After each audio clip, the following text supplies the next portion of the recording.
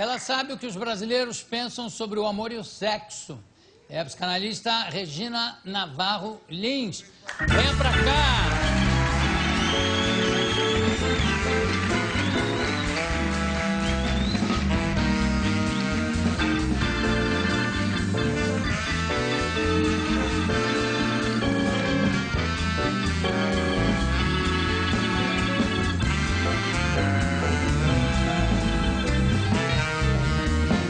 Eu tenho aqui 2 livros da Regina.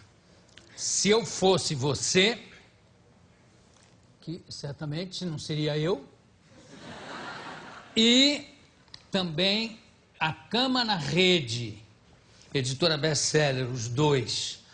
Qual é a ordem desses livros? Esses 2 livros são fruto de um site que eu tive durante 9 anos, só sobre amor e sexo. Então, são 2 links do site. A Cama na Rede, eu jogava perguntas, os internautas respondiam sim ou não, aparecia o placar e eles explicavam o porquê das respostas. Então, aqui tem 50 perguntas e eu comento o que eu penso depois de cada uma. E se eu fosse você, era um link muito concorrido, que o internauta contava um problema amoroso e os outros entravam e diziam o que fariam no lugar dele. Se eu fosse você, eu faria isso. Isso é fácil, né? E depois eu comento também. Qual foram a pesquisa que resultou nesses 2 livros? Qual foram as coisas mais surpreendentes que pintaram? Olha, é o seguinte, eu tenho 10 livros sobre amor e sexo, né? Esses 2 foram o 9º e o 10º livro, e eu estou vendo uma mudança muito grande das mentalidades, desde o movimento da década de 60, 70, a gente começa a ver essa mudança. Então, eu joguei questões e algumas me surpreenderam realmente. Por exemplo, eu estava recebendo muita mensagem de gente dizendo que queria fazer sexo a 3. Aí, mulheres, homens, gente casada, eu achei aquilo incrível a quantidade. Aí joguei essa pergunta. Você gostaria de fazer sexo a 3? Por quê? 77% respondeu que sim. Respondeu o quê? Com quem? Que sim. É variado, né? Tem um casal que chegou a um acordo, mas estavam num impasse que ela queria mais um homem na cama, ele queria mais uma mulher e tal. Podia ser a 4, sexo a 4. Pode, sexo grupal, quer dizer. Então, eu acho que isso está acontecendo. Outra que me surpreendeu, embora as pessoas todas busquem o amor romântico, busquem casar, ter um parceiro fixo, 80% responderam que não é fundamental o casamento, que não é fundamental ter um par amoroso. Eu acho surpreendente. Outra questão que me surpreendeu também, porque toda vez que eu estou dando palestra, ou eu falo em coluna de jornal, e eu recebo mensagens, por exemplo, sobre a mulher dividir a conta do motel com o homem. E isso é muito curioso, porque... Você fez essa pergunta? Eu joguei essa pergunta. Você é uma obcecada pelo sexo, né? Desde que idade? Desde eu sou obcecada para que as pessoas possam viver melhor. Então, eu sou psicanalista há 37 anos e há 20 anos eu me especializei, pesquisei. Eu estou escrevendo um livro sobre o amor há 4 anos. Que começa na um livro sobre o amor a 4. Bom, depois do amor a 3. Começa na pré-história, Grécia. O amor, como o amor veio isso a gente vindo. vai falar. E eu também, agora, a pesquisa que eu estou fazendo agora é no Twitter, porque eu coloco tweet de hora em hora, de 9 da manhã, 1 da madrugada, o programa só sobre relacionamento amoroso, com informações históricas, antropológicas, e é uma espécie de pesquisa porque as pessoas do Twitter interagem comigo, né? Então, se alguém quiser, @Regina Navarro. Então, as pessoas falam, eu boto um monte de coisa sobre amor e sexo e vejo a reação das pessoas. Agora, Regina, eu te interrompi uma hora quando você ia me responder sobre o negócio de dividir a conta do motel. A conta do motel é uma coisa muito louca, né? Porque a sensação que me dá nas respostas, embora tenha sido surpreendente, que eu acho que 69% das pessoas responderam que a mulher deve dividir. Quantos? 69%. Agora, eu acho o seguinte... Restaurante, então, nem se fala, né? Pois é, mas acontece que as mulheres, a maioria, quer todas as vantagens da emancipação feminina e não querem os ônus, né, dessa emancipação. Então, tem respostas que são assim, como dividir a conta do motel? Eu já gasto depilação, cabeleireiro, manicure, como... Já então, se prepara toda. É uma coisa muito louca, né? Para ser o couvert, né? Por exemplo, em relação à fidelidade, isso não me surpreendeu. 72% das pessoas que são homens e mulheres responderam que já foram infiéis. Quer dizer muitas... que deu o quê? 28% de mentirosos? Ah, sim, talvez. É provável. Mas, inclusive, as mulheres, né? Porque um grande número de mulheres hoje declara isso, porque nos livros as pessoas explicam por quê. Então, a pergunta é assim, você já foi infiel? Por quê? E cada um conta a sua história. Então, Qual foi a história mais incrível de infidelidade? Olha, tem pessoas que dizem uma coisa que eu, pessoalmente, acho que é a causa do maior número de relações extraconjugais. É as pessoas querendo variar. Querendo o quê? Variar. Gostam de variar, procuram variar, porque você vai procurar profissionais da minha área, eles sempre dizem que tem um problema, que não ama, ou que vai mal. Não, eu conheço casais e tenho pacientes e tudo mais que se dão muito bem, têm tesão um pelo outro e, eventualmente, têm relações extraconjugais porque gostam de variar, né? Então, as pessoas dizem isso, outros dizem que acham natural, quer dizer, 72% é um percentual bastante alto, né? Né? Sem falar uns que mentem. Exatamente, que não dizem. Então, eu acho que dá uma boa visão do que as pessoas estão pensando, porque a gente está no meio de um processo de mudança. Agora, quem é que quer mais variar? Os homens ou as mulheres ou tanto faz? Olha, eu acho que agora está praticamente igual. Né? Porque durante muito tempo, você sabe que o homem tinha esse direito, era aceito para ele, porque não tinha perigo de engravidar. A mulher tinha esse perigo da gravidez, que o homem ficou obcecado pela certeza de paternidade desde que surgiu a propriedade privada. Mas atenção, agora há o perigo da AIDS, por exemplo. Mas isso não está pesando, porque quem quer se proteger usa camisinha, né? Eu acho que teve um momento em que isso... Quer dizer, talvez tenha freado um pouco toda a liberação sexual da década de 70, na década de 80 que surgiu a AIDS, talvez tenha freado um pouco. Mas as pessoas não estão deixando de fazer sexo com medo da AIDS. As pessoas que querem realmente tomar cuidado usam camisinha, não transam sem camisinha. Mas sim, as mulheres hoje, depois... Porque isso vem um processo, a mulher não podia, era muito difícil ela ter uma relação extraconjugal, porque havia sempre o medo de uma gravidez indesejada, né? Então, depois da pílula, que a pílula foi um marco, né, na mudança das mentalidades, isso é uma coisa impressionante, né? Agora, só existiram 20 anos...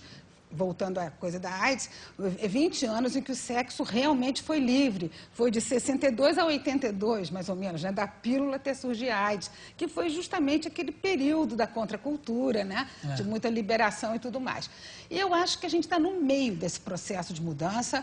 Nós vamos assistir ainda muita coisa surgir nessa área do amor e sexo, porque o amor e o sexo são construções sociais. Com essa pesquisa que eu estou fazendo há 4 anos para o Livro do Amor, você vê que o amor, cada época ele se apresenta de um jeito. Vamos falar do negócio da época, né? Desde a pré-história, você diz? Eu começo na pré-história. E aí, como é que era? Bom, a pré-história é a única coisa que a gente tem, porque a pré-história são mais pesquisas arqueológicas, tudo mais, né? Uma coisa muito interessante é que a primeira manifestação do amor humano, muitos arqueólogos consideram que foi no momento que passaram a enterrar os mortos e ornamentar. Isso teria sido assim, a primeira manifestação aproximadamente há 40 mil anos atrás, né? Então, depois eu entro, quer dizer, aí o surgimento do sistema patriarcal e tudo mais, aí eu entro na Grécia. Mas peraí, na pré-história, não tem também um negócio, quando o homem começou a fazer sexo olhando, o macho olhando para a fêmea, também começa a pintar um outro nível de sentimento? Mas eu acho porque antes a mulher está de costas, né? Aí depois veio a posição missionário, né? Quer dizer, isso é mais para cá. Eu acho que a pré-história a gente considera até 5 mil anos atrás, né?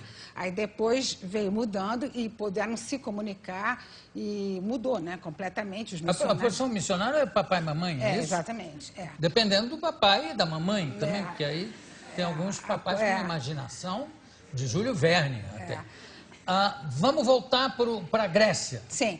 Aí na Grécia existia o amor na Grécia, não era muito considerado pelas mulheres, e as mulheres na Grécia era um horror, porque elas não podiam nem ler, escrever, não aprender nada, ficavam trancadas. Mas os grandes romances da história na Grécia, mesmo na fantasia histórica, tipo Helena de Troia. Mas esses romances, tipo Helena de Troia, eles são romances que vieram vindo, contando e tal, e de repente não existia. Você sabe que não existia o amor romântico. Esse amor romântico que a gente vive hoje surgiu no século XII.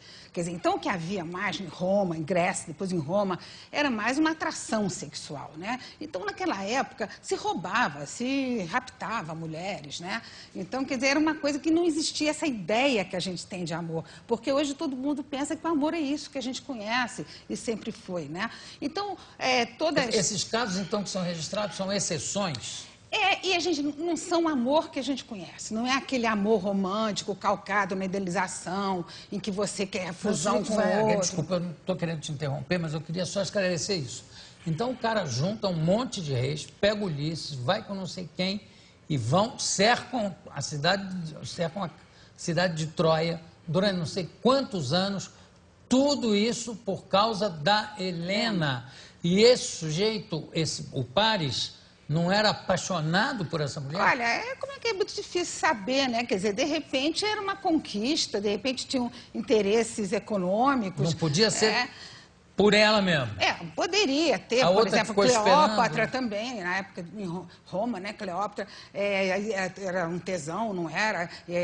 Não, Marco tesão Antônio. Devia ser, claro. Olha, não sei não, porque tem historiadores que dizem que Cleópatra não era nada dessa imagem que a gente faz dela. Não, mas a imagem não tem nada a ver com tesão, né? Podia ter coisas, segredos ela sexuais. Podia ser poderosa, né? Ela é considerada uma das mulheres fatais da história, né? Aquela mulher que conquista o homem, domina, o homem fica dependente, né? Então, quer dizer, e a gente... Mas só depois, só o quê? Idade Média? O amor, como a gente conhece, só surgiu no século XII com o amor cortês. O amor cortês, aquele amor do jovem, porque no feudalismo só o filho mais velho podia casar, então ficava aquela quantidade enorme de jovens cheios de energia que não podiam casar, ter seu castelo e tal. Então surgiu o amor pela dama, mulher do nobre, que é o amor cortês, né? Um amor inacessível, a busca impossível. Do santo grau. Aquela coisa impossível de se realizar. E esse amor deu origem ao amor romântico, que todo mundo suspira por ele hoje. Que a primeira história de amor romântico foi Tristão e Isolda, né, no século XII. Depois veio vindo e a margem do casamento. O amor nunca pôde entrar no casamento. O amor entrou como possibilidade no casamento a partir do século XIX. Abelardo e Heloísa Abelardo e Heloísa, né? século XII também. Depois Romeu e Julieta, né, a história de Romeu e Julieta, século XVI. E entrou como possibilidade depois da Revolução Industrial. Porque aí as famílias saíram do campo, as grandes famílias, e o casal foi para a cidade, para o centro, né? Então, teve que abrir mão daqueles afetos todos. Aí tem autores que dizem que o amor romântico é herdeiro da Revolução Industrial. Aí se formou a família nuclear, mãe, pai, filhos, né? Que no século XIX, mas se você pega a literatura do século XIX, muita gente ainda casava por interesses. O amor romântico, esse que todo mundo anseia, entrou para valer mesmo a partir de 1940. Mas hoje mesmo ainda existe o casamento por interesse, não tem? Acho por que interesse sim. de grandes famílias? Mas é muito menos, né, João? Hoje, a partir de 1940, quem não casasse por amor era mal visto. Agora, tem uma coisa muito importante. O amor é uma construção social. Nós vivemos sob o mito do amor romântico. Mas esse amor começa a dar sinais de estar saindo de cena, felizmente. Porque o amor... Você é contra o não, amor romântico? O amor romântico não é dançar olho no olho, não é mandar flores, não é amar uma pessoa. É até brabo, às vezes.